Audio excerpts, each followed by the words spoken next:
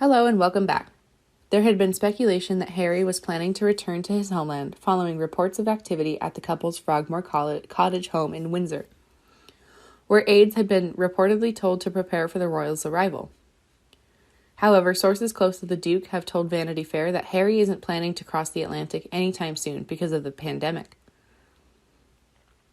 Global travel has been made very complicated by the coronavirus pandemic, and at the moment, the Duke has no plans to travel back to the UK. Certainly not before Christmas, said the source. The problem is if he comes over, then he has to quarantine, and that makes things quite difficult.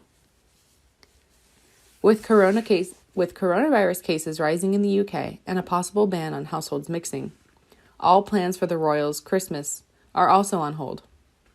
Nonetheless, the news that Harry won't be coming home will likely be disappointing for the Queen, who is said to miss her grandson and great-grandson Archie, whom she has not seen for a year. Usually silent on the subject, Meghan Markle made a slight allusion to his departure from the royal family.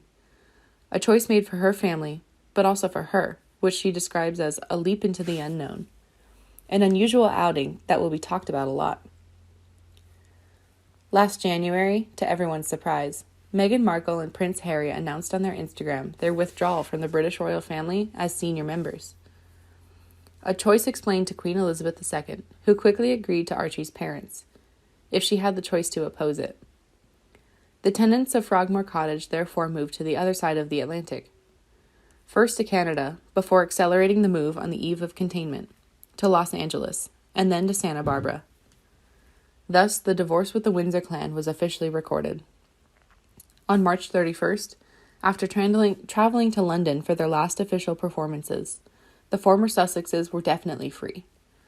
The reasons for this departure are numerous, and the more or less eccentric rumors which motivated this choice are written here and there. But Meghan and Harry never poured out onto the subject directly, focused on their new life and determined not to look back. At the Fortune Most Powerful Next Women Gen Summit, the summit of the most powerful new generation women in the world, Meghan Markle seems to have, without directly mentioning the Megxit, alluded to this departure. In an interview relayed by the Mirror, Archie's mom explained that sometimes making the best decisions for you and your family may not be the most popular. It's hard not to see an allusion to his departure from Great Britain, which much criticized across the channel.